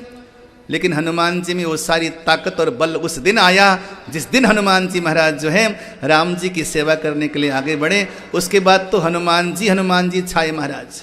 उसके बाद तो राम जी दब गए, हनुमान जी छा गए। इतने सारे लोग बैठे, जरा बताइए, मेरे प्रश्न का उत्तर दीजिए। किसी को राम चालीसा याद है? कोई है जिसको राम चालीसा याद हो यहां पर? बोलो जरा। अब बताओ, हनुमान चालीसा किसको याद है? कर लो बात। अब बताओ कौन बड़ा हुआ? बोलो कौन बड़ा हुआ? स्वामी बड़ा हुआ या सेवक बड़ा हुआ? क्यों? क्योंकि सेवक ने स्वामी की सेवा करके स्वामी के सारे श्रेय को, सारे यश को सेवक ने अपने हाथों में ले लिया। जो अपने स्वामी की सेवा करता है वो स्वामी अपने सारे पुण्यों को सेवक के भाग्य में ट्रांसफर कर देता है। बोलो जय श्री कृष्ण। इसलिए सेवा करने वाला छोटा नहीं होता। अगर आपको लगता है कि हमारी पत्नी ये सेवा करती रहेगी, इसका काम सेवा करना है, आप गलत फहमी में जी रहे हैं। वो पत्नी जरूर है, लेकिन सेवा करके आपके पुण्यों को ले रही है। तभी हमारे यहां कहा जाता है मौका मिले तो सेवा करना। बच्चों, सेवा मत करवाना किसी से। सेवा करवाने का मतलब यह है कि आप केवल उसको तनख्वाह देकर या कुछ अनुदान देकर आप फ्री नहीं हो जाते। आज जीवन भर की कमाई मां देवहूति ने खींच ली। करदम मुनि की 100 वर्ष की तपस्या की साधना आज मां देवहूति ने एक पल में ले लिया, झटक लिया। कर लो बात। कई बार तो मुझे हंसी आती है, ये माताएं कहती हैं कि मैं उनके लिए करवा चौथ का व्रत रखती हूं। अरे माताओं, आपको मालूम ही नहीं कि आप क्या ले रही हो उनसे। सुबह शाम सेवा करके जो आप उनसे ले रही हो, करवा चौथ का तो कुछ भी नहीं। इस बंदे ने तो जिस दिन शादी हुई थी उसी दिन कह दिया था, संकल्प लेकर, जो सप्तपदियां होती हैं, सप्तपदी में कह दिया था आज के बाद जितने पुण्य करूंगा उसका आधा फल ऑटोमेटिक उसके भाग्य में ट्रांसफर हो जाए। कुछ याद भी है आपको? वचन दे रखा है आपने, शादी के समय में वचन दिया है, यानी कि वहां सप्तपदी में आपने कहा है, तो अन्यथा नहीं है। आपने तो साल में एक बार करवा चौथ कर लिया, लेकिन बंदा पूरे साल भोले बाबा को जल चढ़ाता रहा और आप घर बैठी बैठी वो चढ़ाने का फल सारा वो ट्रांसफर होता गया आपके भाग्य में। बंदा कभी भाग रहा है सालासर बालाजी, अभी कभी भाग रहा है मेहंदीपुर बालाजी, कभी जा रहा है खाटू श्याम, कभी जा रहा है मनसा देवी, कभी जा रहा है हरिद्वार। श्रीमती जी घर बैठे बैठे टनाटन ले रही हैं, कैश करवा रही हैं और कह रहे हैं कि हमने तो एकादशी, हमने तो करवा चौथ कर लिया महाराज। और आजकल तो मैंने देखा है कि मूर्ख पुरुष वो भी करवा चौथ करने लग गया। मैंने सुबह सुबह कोई आया मेरे घर, मैंने कहा कि आज तुम्हारा चेहरा थोड़ा मलिन लग रहा है, क्या चक्कर है? बोला महाराज आज करवा चौथ का व्रत है। मैंने कहा महामूढ़ है तू। अरे भैया, बिना दिए अपने आप ले रही हैं क्योंकि तुम्हारी सेवा कर रही हैं। तुम बिस्तर में बैठी हुई हो, बेचारी उठकर चाय बना के तुम्हें पिला रही है।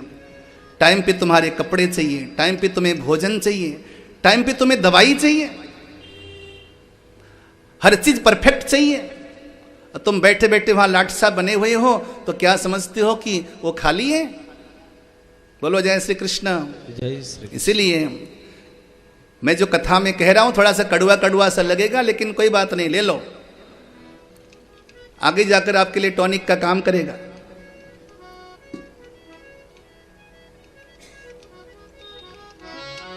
विवाह हो गया, विवाह के बाद 100 वर्षों तक तप किया, लेकिन कर्दम मुनि प्रजापति थे, तो प्रजापति ने बोला कि तुमने सेवा की है तो आज मैं तुम्हें सारा पुण्य प्रदान करता हूं। और कई वर्षों तक एक दिव्य नौका का निर्माण किया एक सरोवर में, और वहां पर देवहूति के साथ भगवान कर्दम विहार करते रहे। और उसी संदर्भ में मां देवहूति के गर्भ से 9 कन्याओं का जन्म हुआ। ये 9 कन्याएं भी कोई सामान्य कन्याएं नहीं थी। मैंने कल थोड़ा सा संकेत किया था, उत्तम संतान को बुलाना ये आपके और हमारे हाथ में है। कैसा संतान आपको घर में चाहिए ये माता पिता की इच्छा पर निर्भर है। 9 कन्याओं को जन्म दिया। शादी के समय शर्त रखी थी कि जब घर में कोई संतान होगा तो मैं वन चला जाऊंगा भजन करने के लिए। कर्दम मुनि वन की ओर प्रस्थान करने लगे, तो जाते जाते माँ देवहूति ने कदम पकड़ लिया कि आप मत जाइए, अभी तक हमारे घर में कोई पुत्र नहीं हुआ। तो भगवान कर्दम बोले कि तुम्हारे गर्भ में स्वयं पुराण पुरुषोत्तम प्रभु आ गए हैं, समय आने पर भगवान तुम्हारे गर्भ से जन्म लेंगे। 9 कन्याओं का विवाह 9 प्रजापतियों के साथ कर दिया। समय आया और भगवान कपिल के रूप में मां देवहूति के गर्भ से जन्म लेते हैं। बोलिए कपिल देव भगवान की जय हो। कार्तिक मास कृष्ण पक्ष पंचमी बुधवार को भगवान कपिल का जन्म हुआ। और भगवान कपिल का जन्म हुआ, मां जानती थी कि मेरे पुत्र जो आज घर में उत्पन्न हुआ है, ये पुत्र कोई सामान्य पुत्र नहीं, स्वयं नारायण है। अपने पुत्र के प्रति भगवत भाव रखकर सेवा करने लगी। समय आने पर मां देवहूति भगवान कपिल के चरणों में बैठी, वहां पर प्रश्न किया मां देवहूति ने। मां देवहूति ने 3 प्रश्न किया है। पहला प्रश्न है कि आपकी भक्ति का स्वरूप क्या है। दूसरा प्रश्न है कि मुझ जैसी अबला को कैसी भक्ति करनी चाहिए। और तीसरा प्रश्न है कि योग क्या है और योग के अंग कितने हैं। मैं अबला हूं, यानी कि घर से बाहर तो मैं जा ही नहीं सकती। शाम को 6 बजे घर से बाहर निकलो तो या तो बेटे के साथ निकलो या पति के साथ निकलो, चाहे किसी की सरकार हो महाराज। बोलो जय श्री कृष्ण। भले ही कितनी ही महिला सशक्तिकरण कर दो, जूडो कराटे सिखा लो, जब तक समाज की मानसिकता चेंज नहीं होगी आप कितना ही पहलवान बन जाओ, कोई फर्क पड़ने वाला नहीं। जंगल जा नहीं सकती महाराज। 9 जवाई हैं, 9 बेटियां हैं और उनका परिवार है। कोई संडे नहीं, कोई मंडे नहीं, कोई छुट्टी नहीं, कोई अवकाश नहीं। रोज भोजन की अलग अलग विधाएं होती हैं, रोज अलग अलग फरमाइशें होती हैं। कहाँ अवसर है महाराज घर से बाहर निकलने का। बन नहीं जा सकती, तीर्थ यात्रा के लिए जा नहीं सकती। बताइए ना कि मुझ जैसी अबला के लिए कौन सा मार्ग है कि मैं मुक्ति के पथ में चलूं, मैं भगवान के दर्शन कर लूं जीते जी। तब भगवान कपिल ने वहां पर एक बड़ी सुंदर बात कही, मां तू कहीं नहीं जा सकती लेकिन एक जगह तो जा सकती है। थोड़ा थोड़ा समय निकाल कर सत्संग में जाया कर। सताम प्रसंगान मम वीर्य संविदो भवन्ति हृत्कर्ण रसायना कथा तज्जो सणादा स्वपवर्गवर्त्मनि श्रद्धारतिर्भक्तिरनुक्रमिष्यति। माँ तो जब सत्संग में जाएगी वहां पर भगवान की महिमा का गान होगा, भगवान के नाम का गायन होगा। आपको मालूम है सत्संग की क्या महिमा है। आप यहां जो बैठे हो ना 2, 2.5, 3 घंटा, इसकी तुलना अगर किया जाए ना महाराज, हजारों वर्षों की तपस्या का फल भी इसके बराबर नहीं कर सकता। एक समय विश्वामित्र और वशिष्ठ में आपस में द्वंद्व हुआ। आपने दोनों ऋषियों का नाम सुना है ना, विश्वामित्र और वशिष्ठ, दोनों राम जी के गुरु थे। दोनों में द्वंद्व हुआ। विश्वामित्र ने कहा कि मैं तुमसे श्रेष्ठ हूं, और वशिष्ठ ने कहा कि मैं तुमसे श्रेष्ठ हूं, तुमसे कम नहीं हूं। दोनों में श्रेष्ठता की होड़ लगी, तो दोनों चले कि भाई हमारी श्रेष्ठता का निर्णय कौन देगा। दोनों गए ब्रह्मा जी के पास। ब्रह्मा जी ने दोनों से हाथ जोड़ दिया, बच्चों तुम मेरे पुत्र ही हो, लेकिन मुझे इस लफड़े में न डाल, जाओ भोले बाबा के साथ, वही संभालेंगे तुम्हें। अब भोले बाबा के पास आए। भोले बाबा ने कहा मेरे पास कहाँ टाइम है, मैं तो राम नाम का रसिक हूँ, मेरे पास समय नहीं है। जाओ वैकुंठ में, भगवान नारायण तुमसे निपट लेंगे। वहाँ से दोनों वैकुंठ में गए तो वहाँ पर भगवान नारायण नहीं थे, आने से पहले गायब हो गए। कौन झगड़ा मोले महाराज इनका। बोलो जय श्री कृष्ण। जो शांति पसंद करते हैं वो झगड़े पे नहीं पड़ते, लेकिन बेचारे फंस गए शेष नारायण, क्योंकि उनको तो पृथ्वी लेकर खड़ा रहना था, वो कहीं भाग नहीं सकते। और शेष नारायण फंस गए। शेष नारायण से पूछा कि भगवान कहाँ चले गए, तो शेष नारायण ने कहा काम बताओ, भगवान का जो काम है हम ही कर देते हैं। तो ठीक है तुम ही कर दो भैया, बता हम दोनों में बड़े कौन हैं, हम दोनों में श्रेष्ठ कौन हैं। तो शेष नारायण ने कहा ठीक है निर्णय तो दे दूंगा, लेकिन ये जो भार मेरे सर पर है ये तुम दोनों में से कोई एक जना थाम ले, तो मैं आराम से सोच कर बता दूंगा। अब जो ज्यादा उतावला होता है ना वो फंस जाता है। अब विश्वामित्र थोड़े ज्यादा उतावले थे, क्योंकि उनके अंदर शुरुआत में क्षत्रिय का खून था, वो क्षत्रिय से परिणित होकर ब्राह्मण बने थे, थोड़ा उनका ब्लड उबलता था। तो आगे आगे गए कि मैं ही थाम लेता हूं इसको।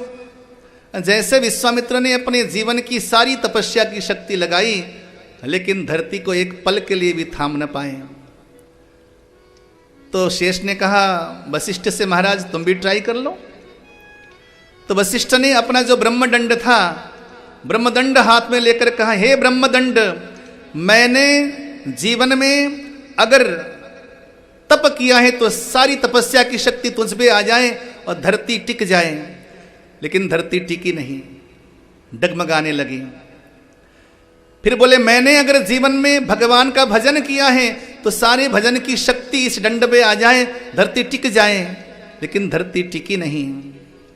लेकिन अंतिम में वशिष्ठ ने कहा मैंने जीवन में अगर एक घड़ी भी श्रेष्ठ संत यह महापुरुष के पास बैठकर सत्संग किया है तो हे ब्रह्मदंड इस धरती को लेकर टिक जा। इतना कहना था। ब्रह्मदंड में केवल एक घड़ी के सत्संग का फल समाहित कर दिया और धरती टिकी रही और कई घंटों तक टिकी रही। तब वहां से जब जाने लगे दोनों ऋषि, जाते जाते शेष से बोले कि हम दोनों में श्रेष्ठ हैं कौन। तो शेष बोले कि अब भी कुछ कहना बाकी रह गया। तुम दोनों में श्रेष्ठ वशिष्ठ जी हैं, क्योंकि इन्होंने जीवन में सत्संग किया है। जीवन की सारी तपस्या की शक्ति भी धरती को थाम न पाया, लेकिन केवल एक घड़ी का जो सत्संग था वही धरती को लेकर खड़ा हुआ। अर्थात आप जो यहां पर बैठे हैं ना, एक घड़ी का समय कितना होता है मालूम? 24 मिनट की घड़ी होती है। 24 मिनट 24 मिनट में अगर बैठकर भगवान का सत्संग करें और संतों की संगति में बैठकर भगवान की चर्चा करें तो इसके पुण्य का आप अनुमान नहीं लगा सकते कि कितने महत्व पुण्य हो सकते हैं। तब यहां पर मां से कहा कि मां आप संतों का संग करो, महापुरुषों का संग करो। वहां क्या होगा? बोले वहां पर मेरे नाम की महिमा गाई जाएगी, मेरी महिमा का गुणगान गाया जाएगा, मेरी लीलाओं का चरित्रण होगा। तो सुनकर तुम आनंदित हो जाओगी और तुम्हारे जीवन के सारे कलुषित पाप नष्ट हो जाएंगे और तुम्हारे भीतर श्रद्धा उत्पन्न होगी, तुम्हारे भीतर रति उत्पन्न होगी और तुम्हारे भीतर भक्ति उत्पन्न होगी। क्रम देखिए, श्रद्धा उत्पन्न करना कठिन नहीं है। नवरात्र आ रहे हैं, हर किसी के भीतर श्रद्धा पैदा हो जाती है। शिवरात्रि को हर किसी के भीतर श्रद्धा पैदा हो जाती है। सावन के महीने में श्रद्धा ऐसी उमड़ती महाराज, देखो जरा कावड़ियों को। लेकिन पूरे सावन में तुमने श्रद्धा उत्पन्न कर दी और भादो लगते लगते जय श्री कृष्ण हो गए तुम्हारी श्रद्धा। श्रद्धा पैदा करना आसान काम है, लेकिन श्रद्धा को बनाए रखना यह आसान काम नहीं। उसका नाम है रति। श्रद्धा को बनाए रखना ही ये चुनौती है। भारतीय लोगों की श्रद्धा तो कहीं भी पैदा हो जाती है। आजकल एक नए गुरुजी आ गए मेहरौली में, सारे भगवान उनके आगे फीके पड़ गए। किसी के घर में मैं गया, नीचे भगवान की फोटो, ऊपर गुरुजी, बिल्कुल बाल वल कुछ नहीं है उनके। कहा हम आजकल इनको बड़े मानने लग गए महाराज। मैंने कहा ये नए अवतार हैं? बोले हाँ ये नए नए हैं। बाजार में जब नए नए गुरुजी आते हैं महाराज तो बाजार बड़ा गर्म होता है। आजकल उनका बाजार चकाचक चल रहा है। बोलो जय श्री कृष्ण। ऐसे मूड हैं भारतीय लोग, बाहर के लोग खिल्लियां उड़ाते हैं तुम्हारे। सनातन सभ्यता राम कृष्ण को पूजा करने वाला हिंदू कैसे बहक सकता है कितनी आसानी से? अरे भैया वो इंसान, उनके बारे में मैंने कहीं पता लगाया। श्रीमान 4 साल जेल में रह के आए हैं। बोलो जय श्री कृष्ण। और पूजो, दोनों बाजू उठा के बोलो जय श्री कृष्ण। जय श्री कृष्ण। भैया इंसान की पूजा न करो, पूजना है तो भगवान को पूजो। जो शास्त्र सम्मत भगवान है उनकी सेवा करो, उनकी पूजा करो। मैंने कल बताया पंचांग देवता जो हमारे हैं वही पूजनीय हैं, जो वेद प्रमाणित हैं, जो सनातन हैं। अरे भैया जो इंसान दुनिया के जो है ये कीड़े मकोड़ों की तरह जीने वाला है, जो विषय वासनाओं में खोया हुआ इंसान है, वो भगवान कैसे हो सकता है? वो तुम्हारी कामना कैसे पूरी कर सकता है? भैया भजो भगवान को, उसी में कल्याण होगा। दर दर की ठोकरें न खाओ, कुछ न मिलने वाला। दुनिया की सारी रहमत उसी के दर पे बरसती है, वहीं चलो एक बार मिलकर। तीसरा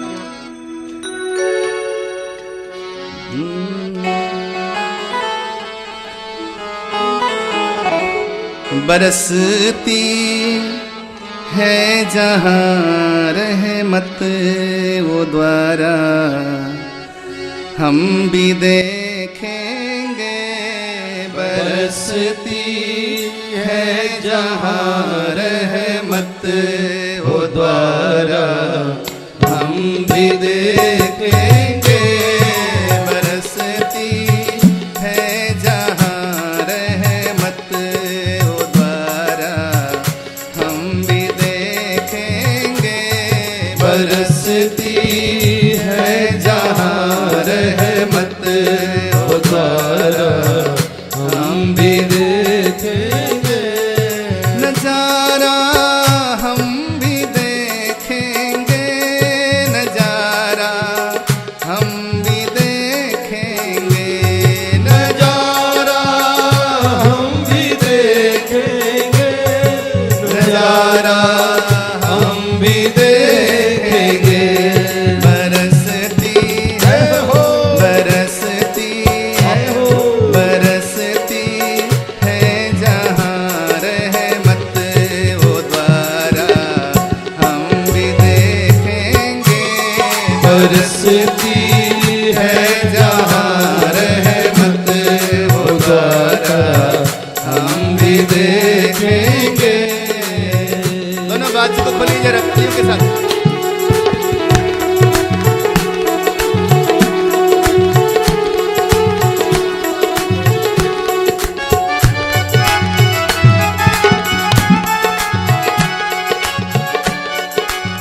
वृंदावन बिहारी लाल की।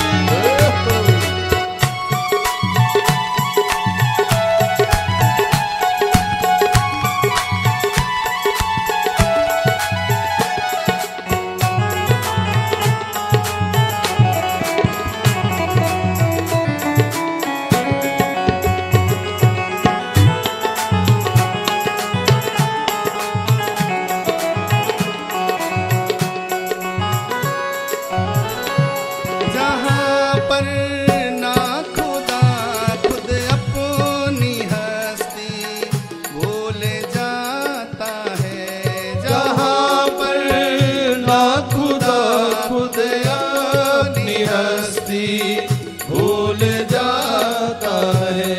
यकीनन यकीनन यकीनन एक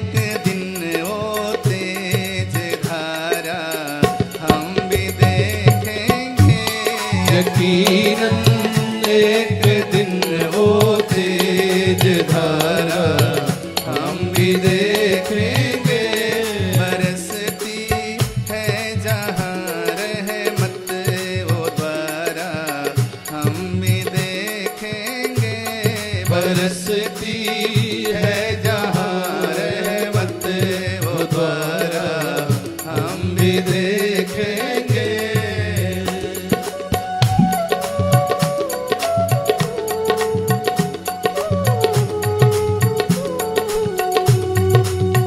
देखिए, जब हम भगवान के कीर्तन में तालियां बजाते हैं ना, आवाज पटपट की होती है ना।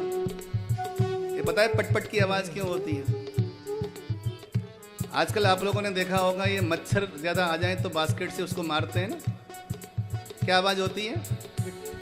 चट चट की आवाज होती है, मच्छर को मारते हैं। तो जब हम ताली बजाते हैं तो जो पटपट होता है, ये पापों के मरने की आवाज है। जो हमारे भीतर के पाप हैं बाहर निकलते हैं और ये सारे पाप मर जाते हैं, वापस लौट कर नहीं आते हैं। राम का नाम लेने से पाप निकल के बाहर चले जाते हैं, लेकिन मौका मिलते ही वो सारे पाप आकर हमारे सर पे सवार हो जाते हैं। वो दोबारा आकर हमारे सर पे न बैठे, उसके लिए एक उपाय है। मुख से राम का नाम लो, पाप बाहर निकलेंगे। तालियां बजाओ, पट्ट से मरेंगे और दोबारा पाप लौट के नहीं आएंगे। चलो बोलो जरा, हरि बोल। ऐसे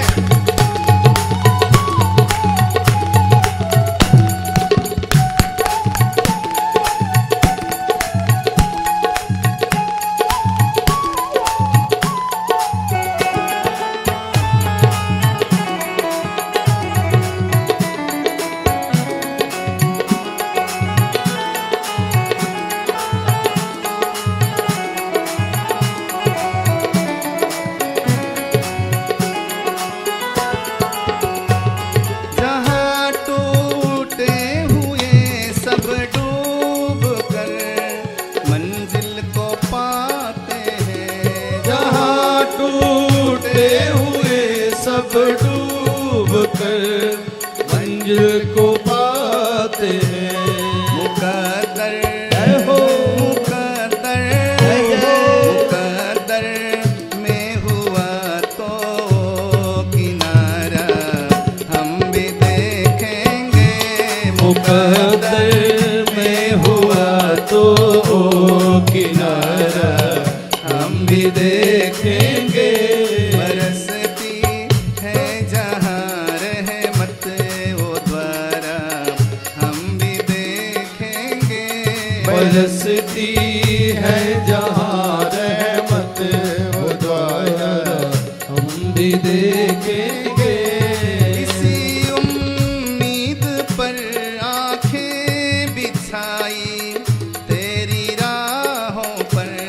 इसी उम्मीद पर आहें बिछाई तेरी राहों पर। कि शायद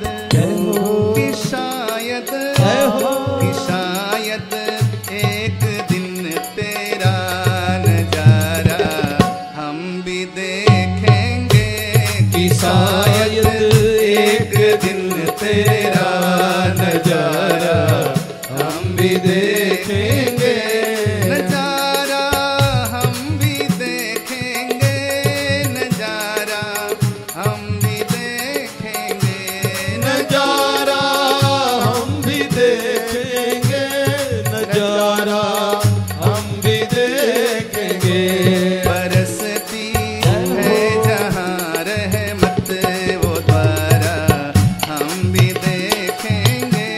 बरसती है जहाँ रहमत वो द्वारा हम भी देखेंगे। वो द्वारा हम भी देखेंगे। वो द्वारा हम भी देखेंगे। केवल यही द्वारा है जहाँ पर रहमत बरसती है। दर दर की ठोकरें खाना छोड़ दो।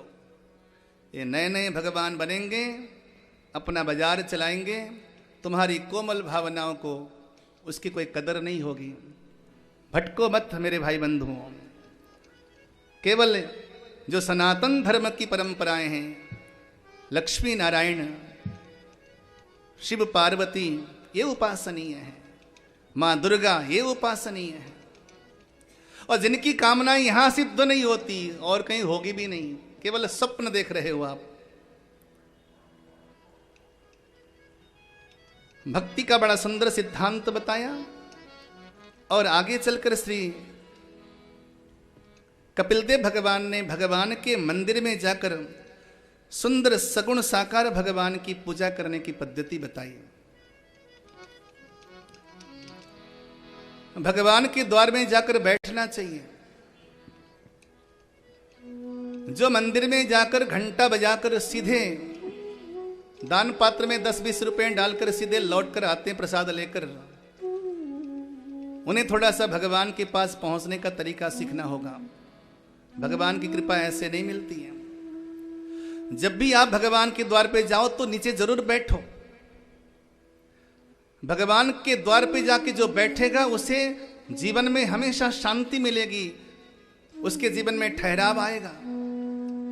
ईश्वर के दर पे पहुंच के भी तू अगर बैठ न पाया, उसके चौखट में जाकर तू चौखट चूम न पाया, ईश्वर की आंखों से आंखें मिलाकर तू बात नहीं कर पाया, कैसे दर्शन, कैसा मंदिर जाना, जरा बताइए। भगवान कपिल कहते हैं, मां जब भगवान के दर्शन करने जाओ तो जब भगवान के सामने बैठो पहले उनके चरणों का दर्शन करो बैठकर। कई मंदिरों में अगर बैठने की व्यवस्था न हो तो कम से कम खड़े खड़े एक साइड में कोने में थोड़ा सा टेक लगाकर भगवान के चरणों का दर्शन करो। कई जगह भीड़ ज्यादा होती है, और क्यों नहीं होगी, तुम चुनते ही भीड़ का दिन है। संडे को जाओगे बांके बिहारी तो वहां तुम्हारी क्या दशा होने वाली है। मंडे को चले जाओ ना, बोलो जय श्री कृष्ण। जय श्री कृष्ण। होली के दिन जाओगे तो वैसे भी तुम बच नहीं पाओगे।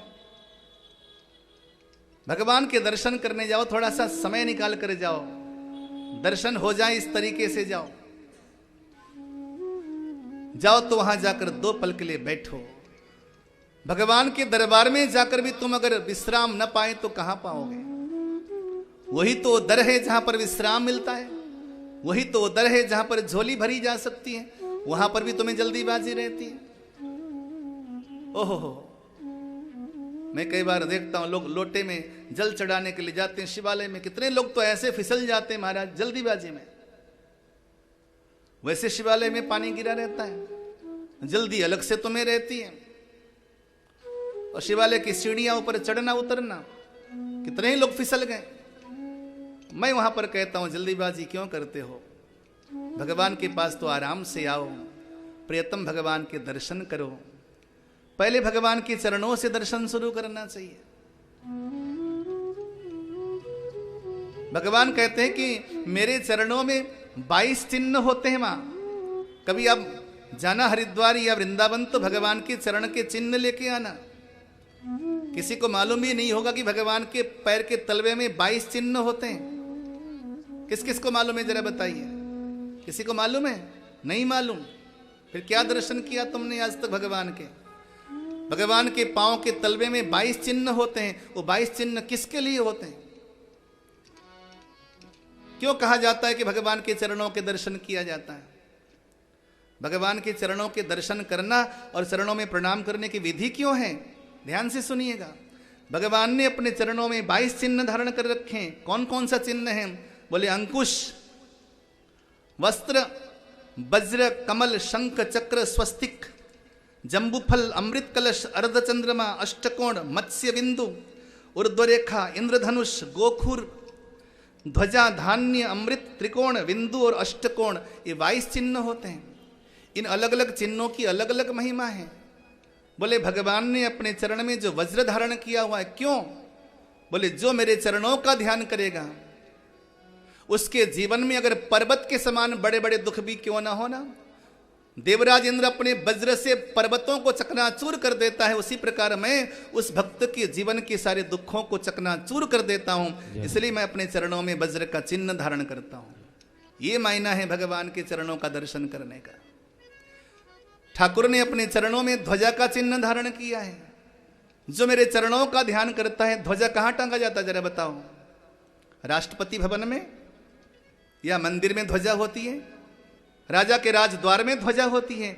ध्वजा यानी कि यश, ध्वजा यानी कि प्रतिष्ठा, ध्वजा यानी कि आन वान शान, यानी कि जो भगवान के चरणों का ध्यान करेगा दुनिया में दिग दिगंत उसका आन वान शान इतना फैलेगा कि जगत में हर जगह उसकी ही चर्चा होगी, हर जगह उसके नाम की चर्चा होगी।